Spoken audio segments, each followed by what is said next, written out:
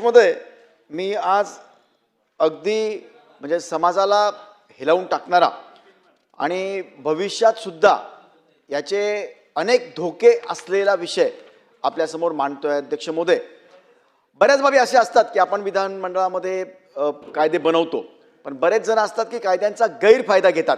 मग ते इन्फ्रामध्ये असतील किंवा क्राईममध्ये असतील, अशा वेगवेगळ्या प्रकारे कायद्याचा गैरफायदा घेणारे अध्यक्ष महोदय बरेच असतात. पण एक असा इश्यू आहे समाजामध्ये सध्या की जो आपल्या पूर्ण राज्याला किंवा देशाला किंवा आपल्या कुटुंबांना भविष्यामध्ये हा फार संकटामध्ये नेणारा असणार. तो असा की सध्या आपल्या कायद्यामध्ये मुलीचं विवाहाचं वय हे 18 आहे आणि मुलांचं 21 आहे. ठीक आहे, माझे दोन मुद्दे वेगवेगळे अध्यक्ष महोदय. 18चं 21 करण्याचं सर्वांचं वय हे केंद्राकडे कायदा प्रलंबित आहे, तो भाग वेगळा. माननीय मंत्री महोदय त्यांच्या उत्तरामध्ये ते सांगतील. माझं म्हणणं असं आहे अध्यक्ष महोदय की 18 वर्षाचं वय झाल्याबरोबर किंवा मुलाचं 21 वर्ष वय झाल्याबरोबर पळून जाऊन जे लग्न होऊ लागले अध्यक्ष महोदय सध्या, ते अतिशय चिंताजनक आहे.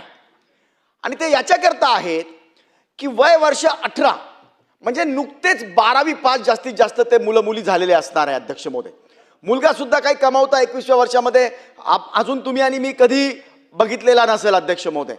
परंतु ते वय, भावनिक सगळं अतिरेक, त्यानंतर समजा डोक्याची अपरिपक्वता, या सगळ्या बाबींमुळे आणि कित्येक जण तर मुलगी 18 वर्ष 2 दिवसाची झाली किंवा मुलगा 21 वर्षाचा झाला की ते तयारच असतात आणि लागलीच अध्यक्ष महोदय पळून जातात आणि त्याला गोंडच नाव देतात प्रेमविवाह.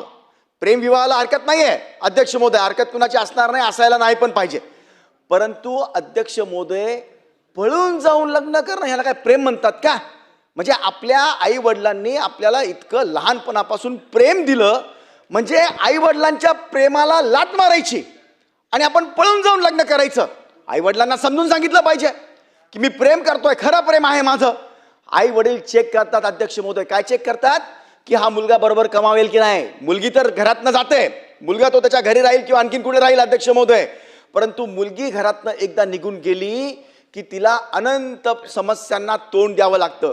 आणि 18 वर्षाचं वयच असं असतं अध्यक्ष महोदय की जे म्हणजे तुम्हाला एकतर सोशल मीडियाचा पण अतिप्रभाव त्याच्यामध्ये निमित्त आहे.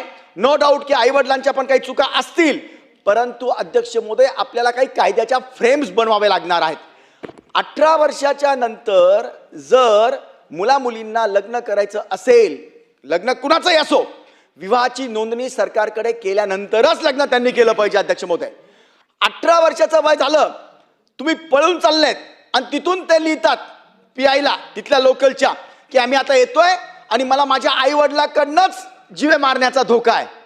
अरे हे काय प्रकार चालले अध्यक्ष महोदय? मी पुन्हा पुन्हा सांगतो, 18 वर्ष मुलीचं वय म्हणजे अवघ्या फक्त 12वी पास किंवा तिला ग्रॅज्युएशनचं पहिलं वर्ष असणार आहे. आई वडील काय बघणार अध्यक्ष महोदय? मुलगा चांगला आहे की नाही, हा भविष्यामध्ये बरोबर त्याचं कुटुंब चालवेल की नाही, ह्याचं समाजामध्ये वर्तन कसं आहे, ह्याच्या सगळ्या बाकीच्या हॅबिट्स कशा आहेत, हे आई वडील चेक करूनच मुला मुलीचं लग्न लावतात. किंवा मुलंवाले असले तरी त्या मुलीच्या बाबतीमध्ये चेक करतील. परंतु असा कोणताही विचार न करता अध्यक्ष महोदय हे पळून जाण्याचे प्रकार जे वाढलेले आहेत त्याला आपल्याला कायदेशीर पायबंद घालण्याची गरज आहे. दुसरं, सायंटिफिकली सुद्धा 18 वर्षाचं तुम्ही म्हणजे जे अपत्यानंतर होतात अध्यक्ष महोदय, ते 21 वर्षाच्या खाली जर झाले तर त्याला अनंत आजाराला अध्यक्ष महोदय आपल्याला सामोरं जावं लागतं. म्हणजे ते बरेच आहेत, मी सगळे तुम्हाला आता सगळं सांगणार नाही अध्यक्ष महोदय. परंतु म्हणजे मातृत्व वयाचं जे आहे अध्यक्ष महोदय, कुपोषण, कमी वजनाची बालके जन्माला येणे, माता आणि बालकाच्या आरोग्यावर दीर्घकालीन परिणाम होणे, असे अनंत क्षयरोगाकडे वाटचाल होणे, असे अनंत आजारांना सुद्धा कमी वयाच्या मुलींना प्रेग्नन्सी झाल्यामुळे किंवा त्यांना अपत्य झाल्यामुळे याचा सामना करावा लागतो. आणि सगळ्यात महत्त्वाचं काय अध्यक्ष महोदय, जाताना तर जातात, पण तुम्ही कित्येक उदाहरणं बघा, 80% विवाह हे टिकत नाहीत. लग्न झाल्यानंतर डिवोर्स घेतात आणि मग नंतर स्वतःला लाज वाटते पुन्हा आई वडिलाकडे येण्याची किंवा आले तरी ते आईवडील त्यांना ॲक्सेप्ट करायला तयार नसतात. त्यांना सामाजिक ह्याच्यामध्ये काहीतरी अपमान झाल्यासारखं अध्यक्ष महोदय वाटतंय. मी म्हणून सांगितलं अगोदरच की आपल्या आईवडिलांना विश्वासात घेऊन किंवा घरच्यांना, पालकांना, भावाला विश्वासात घेऊन, प्रेम काय असं पळून जाण्याचं असतं का? प्रेम आहे ना अध्यक्ष महोदय. जर त्यांना 18 वर्षाचा नंतर जर लग्न करायचं असेल असं पळून जाऊन किंवा स्वतःच्या मनाने, तर त्यांना काउन्सिलिंग गव्हर्नमेंटची असली पाहिजे. त्या आई वडिलांना चान्स दिला पाहिजे की ते समोरवाल्याचं कुटुंब किंवा तो मुलगा काय कमावतो आहे ते, आणि तो पर त्याला करायचंच असेल. असे बरेच आई वडील सुद्धा आहेत की ते खरं प्रेमविवाह आहे, मुलगा चांगला आहे तरी ते संमती देत नाही, विनाकारणचे खोटे सामाजिक प्रश्न निर्माण करतात. जर असं कुणी केलं किंवा इतोपर त्यांना लग्न करायचं असेलच तर किमान मुलीचं वय 21 वर्ष. मी पुन्हा सांगतो मंत्री महोदय, मला हे नाही म्हणायचं की 18चं 21च करा, त्याच्याकरता कायदा प्रलंबित आहे. 18 वर्षाच्या वयाला सुद्धा मुलीचं लग्न जर करायचं असेल किंवा मुलाचं 21 करायचं असेल, आई वडिलांची संमती गरजेची आहे. त्यांना चेक करू द्या सगळ्या सामाजिक बाबी. आणि इतोपर समजा आई वडील नाही ऐकत आहे तर 21 वर्षाची मुलगी आणि 24 वर्षाचा मुलगा झाल्यानंतर त्यांनी त्यांच्या मनाप्रमाणे करावं, अशी माझी अध्यक्ष महोदय आपल्याला कळकळीची विनंती आपल्या मार्फत मंत्री महोदयांना आहे. यामध्ये कायद्याचे अनेक बंधनं टाकण्याचे अध्यक्ष महोदय गरज आहे. आज समाजामध्ये हे मुलं मुली असे गेल्यामुळे अध्यक्ष महोदय नंतर शासनावर सुद्धा हा लोड येतोय, प्रत्यक्ष अप्रत्यक्ष.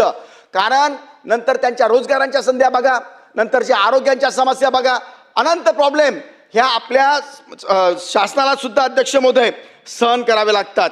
आणि म्हणून माझी विनंती आहे, 2-3 बाबीच्या माझ्या विनंत्या आहेत अध्यक्ष महोदय. नंबर 1, याचं आणखी एक कारण असं आहे की सोशल मीडिया, एक मिनिट राजू बसून बोलू नका.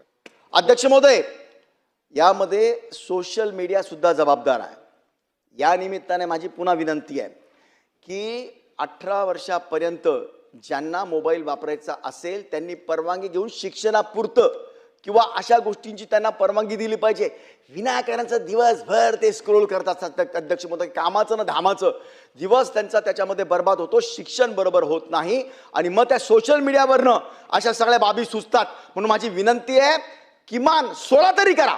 16 वर्ष वयापर्यंत किंवा 18 वर्ष वयापर्यंत सोशल मीडियाचा वापर जर करायचा असेल तर सरकारची परवानगी आणि तेच ॲप त्यांना द्यावे जे त्यांच्या शिक्षणाकरता ज्या गरजेच्या आहेत, त्या परवानग्या शासनाला किंवा त्यांच्या आईवडिलांना वाटतील त्या परवानग्या त्यांनी घेऊन ते केलं पाहिजे.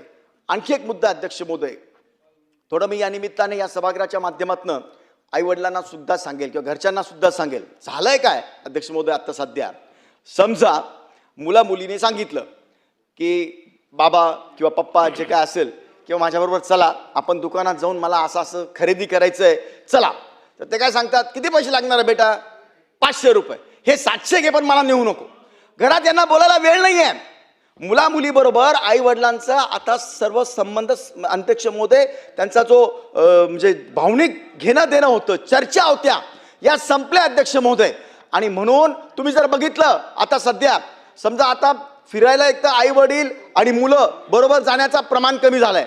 गेले जरी तर 4ही वेगवेगळ्या मोबाईलमध्ये लागलेले असतात. 4ही जण, मुलं पण आणि आई वडील पण आपले मोबाईल बघत बघत बसले असतात.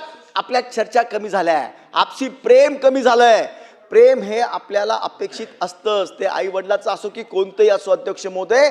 आणि म्हणून माझी या निमित्ताने आई वडिलांना पण विनंती आहे हात जोडून की आपल्या मुला मुलींना आपण वेळ दिला पाहिजे. किमान 8 दिवसात त्यांच्याबरोबर बाहेर गेलं पाहिजे. दिवसातनं 15 मिनिटं 20 मिनिटं संध्याकाळी सकाळी त्यांच्याशी बोललं पाहिजे. तो काय करतोय ते बघितलं पाहिजे, त्यांचा मोबाईल चेक केला. घरातून पळून जाऊन लग्न करण्यासाठी हा व्हिडिओ अत्यंत महत्त्वाचा होता. पावसाळी अधिवेशनामध्ये हा मुद्दा मांडण्यात आला आणि यानुसार जो नियम आहे तो नवीन नियम लागू केला जाणार आहे. जे पळून जाऊन लग्न करतात त्यांचे लग्न हे टिकत नाही.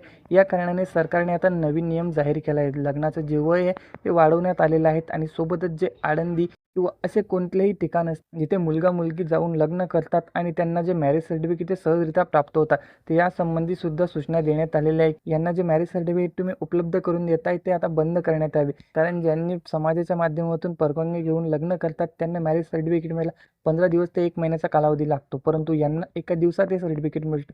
या कारणाने शासनाने आता नवीन नियमावली जाहीर केलेली आहे.